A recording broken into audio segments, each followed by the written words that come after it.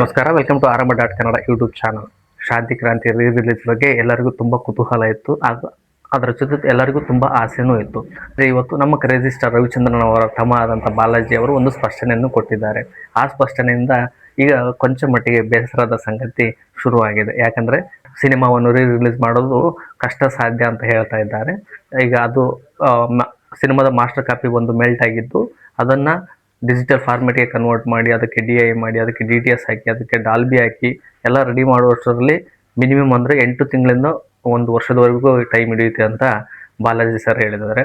ನಾವು ಅಂದ್ಕೊಂಡಂಗೆ ಶಾಂತಿ ಕ್ರಾಂತಿ ಆದಷ್ಟು ಬೇಗ ರಿಲೀಸ್ ಆಗುತ್ತೆ ಅಂದ್ಕೊಂಡಿದ್ವಿ.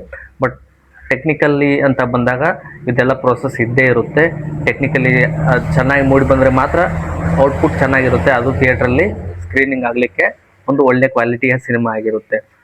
ಏನೇ ಆಗಲಿ, ಯುವಜನತೆ ಎಲ್ಲ ಇಷ್ಟಪಟ್ಟಂತಹ ಶಾಂತಿ ಕ್ರಾಂತಿಗೆ ರಿಲೀಸ್ ಸ್ವಲ್ಪ ತಡವಾದರೂ ಚಿಂತೆ ಇಲ್ಲ, ರಿಲೀಸ್ ಆಗಲಿ ಅನ್ನೋದು ನಮ್ಮ ಆಸೆಯೂ ಸಹ. ಶಾಂತಿ ಕ್ರಾಂತಿ ಈಗ ಅತಿ ಹೆಚ್ಚು ಟ್ರೆಂಡಿಂಗಲ್ಲಿರುವಂತಹ ಟಾಪಿಕ್. ಅಂದರೆ ಶಾಂತಿ ಕ್ರಾಂತಿಯನ್ನು ರಿಲೀಸ್ ಮಾಡಿ ಅಂತ ನಾವು ಗೆಲ್ಲಿಸ್ಕೊಡ್ತೀವಿ ಅಂತಹ ಯುವಜನತೆಯನ್ನು ಒಂದು ಭರವಸೆಯನ್ನು ಕೊಟ್ಟಿತ್ತು. ಅದಕ್ಕೆ ಇಡೀ ರವಿಚಂದ್ರನ್ ಸರ್ ಅವರ ಕುಟುಂಬ ಖುಷಿ ಪಟ್ಟಿದ್ದು ಮತ್ತು ಧನ್ಯವಾದನೂ ಸಹ ಹೇಳಿದೆ. ಬಾಲಾಜಿ ಸರ್ ಹೇಳುವಾಗೆ ಅವ್ರಿಗೂ ಸಹ ತುಂಬ ಖುಷಿಯಾಗಿದೆ.